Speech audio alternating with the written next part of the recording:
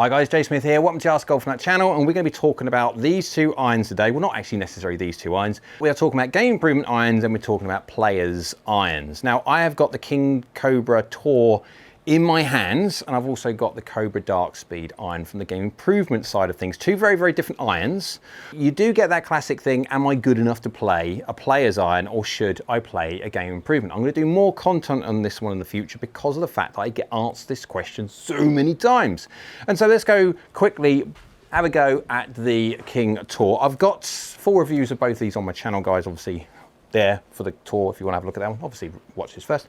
But this one's going to be the more player side. It's not the MB, it's not the blade, it's not the CB, which is their cavity pack, which is basically the same as their blade, just a little bit more help. This actually has a lot more tech in it. And again, if I can find all the gumph on it, I can pop it down there and so you can actually have a look at what's installed in this iron. But it's slightly stronger lofted when it comes to, say, the blade and the CB.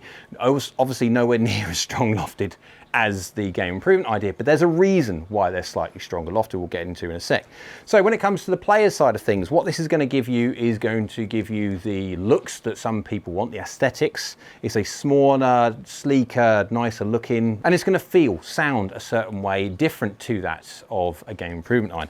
Is it going to give you the help when it comes to off-center hits? Well, yes, compared to a blade, but no. When you're looking at something like the game improvement sector, the game improvement sector is going to help you so much more when it comes to misstrikes than something like this. But this is probably the best balanced idea. And what the game improvement is going to give you over this is the help in launch. Now, if you do loft to loft adjusted, but the reason why I haven't got, say, an 8 iron in the Dark Speed and a 7 iron in this is basically because when you do your custom fits, they're all using 7 irons, so you need to understand the differences when you see heights, peak heights, descent angles, distances, and not get wow when you see a 7 iron and go miles compared to one of these. There's obviously a reason. Well, loft is one of the biggest things. Down by the golf ball, this one looks a much nicer package, I do say, than compare that to a game improvement iron. Just a lovely feeling. It's the metal they make this from just makes impact sound just nice.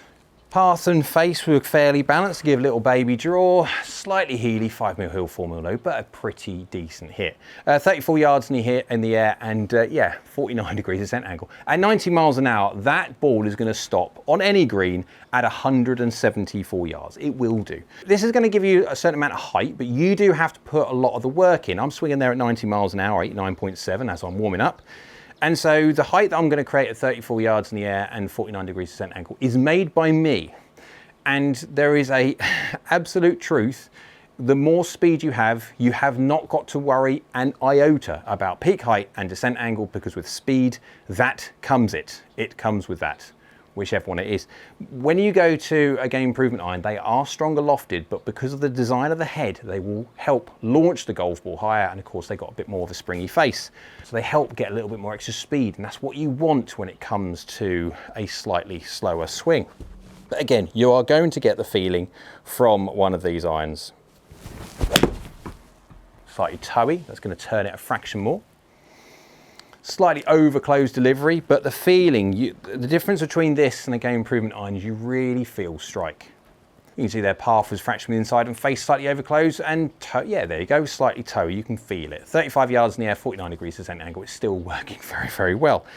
You don't have to hit these button bang on. You can move around the face a little bit. If you're using their NB or CB, and it makes no difference, we're talking about Cobra, we could be talking about any manufacturer. If you're going to go down the blade route, I necessarily wouldn't say, unless you're someone who hits the middle fairly well, and you've got a decent amount of speed, I wouldn't say go for a blade.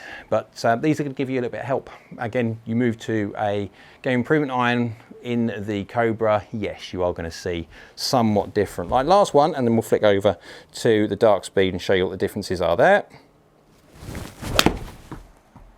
And 2 for 2. More toey.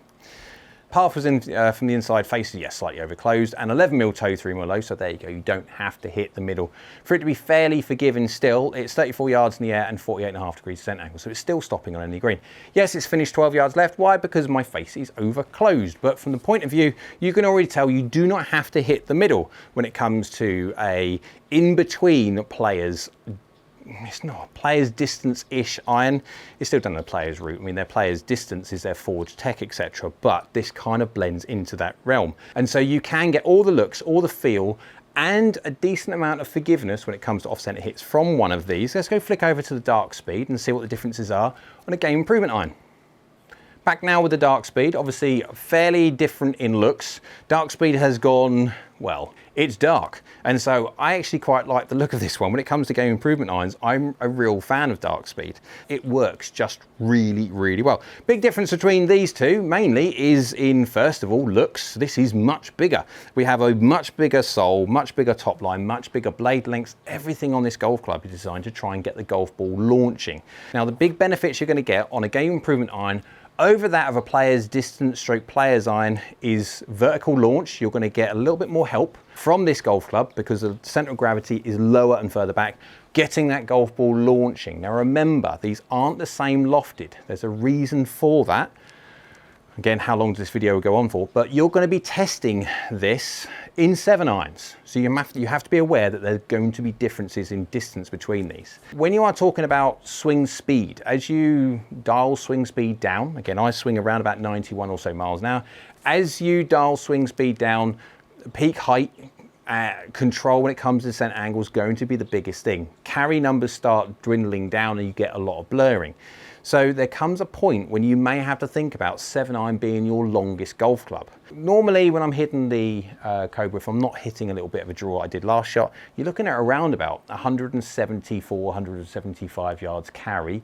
Obviously much bigger down by the golf ball than the King Tour.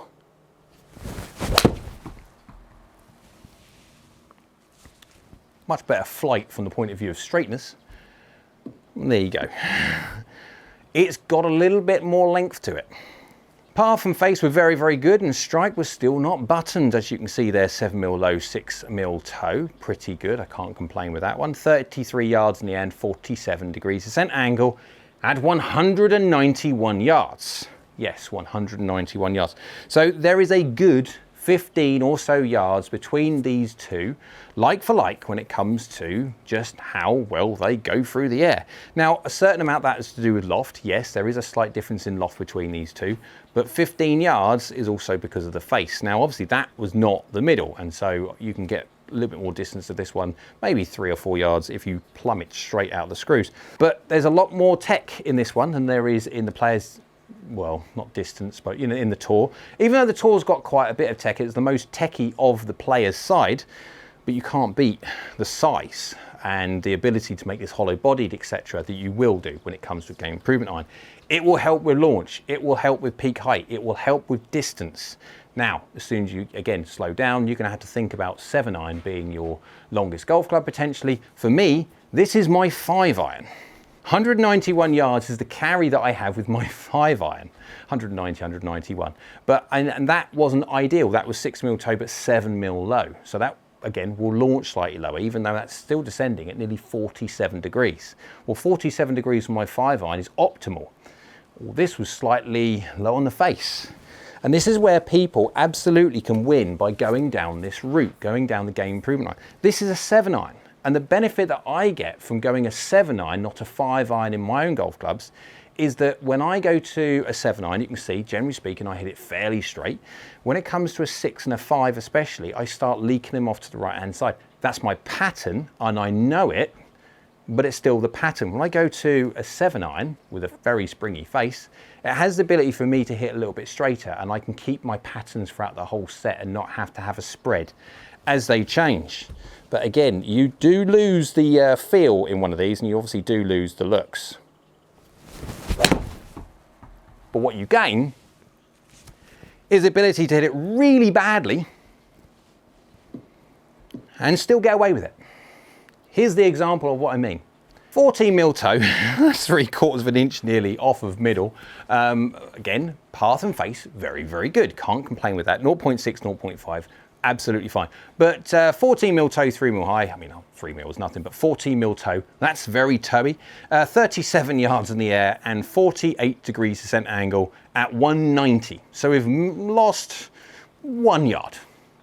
I cannot get away with that with my 5 iron. Absolutely not. If I start doing that, I'm losing ball speed, which means I'm going to be losing distance for one, but I'm going to be losing peak height and I'm going to be losing descent angle. That, yeah, just gone so well, considering how bad a shot that was. Another example of where you can hit it really badly and hopefully get away with it. Just look how low that was in the face. So 9mm low, 3mm toe, back to where the first shot was. Path was 1.2 from the inside and face was fairly 0. I mean, these are all going fairly straight. 34 yards in the air and 47.5 degrees ascent angle. It's just working from places where it will not work with my golf clubs. Well, it definitely won't work with the player's side of things. Even with the tour, you are going to see a bit of a difference in that. And that's the benefit you're going to get with one of these. Because of the help you can get by multi-material and all the different things with the center of gravity being so low, you can hit it in some weird and wonderful spots and get away with it. You can hit much closer to your normal number. And so golf is a little bit more easier, a little bit more fun. Are you losing looks?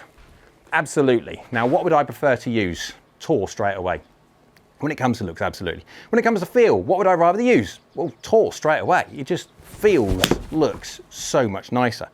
Performance, okay, when you're not hitting weird and wonderful shots and I'm hitting more as a normal, I would always go for the tour, absolutely. However, if you are not a very good golfer, or if you're a medium golfer, or if you're anywhere in between, you cannot get away from just how well game improvement irons work. So you have to be aware of one thing, is the lofts. They are stronger, which means you are potentially going to get a bigger distance gap between irons if you swing quick. And so you'll have to be aware of that and then possibly dial in some lofts in custom so you make sure that you don't get too big a distance gaps between irons. And you might have to add another wedge, obviously, because pitching wedges, etc., because they're so strong, when you're looking at 7 irons, 28 degrees or so, and of course pitching wedges finishing at say 42 or 43, sometimes you do have to sneak another wedge in there to make sure that you get the right amount of distance gaps before you go into your standard normal wedges. Hopefully that has answered the question that I keep on getting, the differences, main differences in practicality side of things anyway, between game improvement and players side of things. Hope you liked that one. If you did, go on, give it a thumbs up. YouTube likes, so do I. Down there also is a subscribe button. It's the most important button because it's free and it's great for the channel if you could subscribe, so thank you. And next to that one is the notification bell. If you click that one, that will notify you next time I upload another video. So I hope you're well. We'll see you again soon.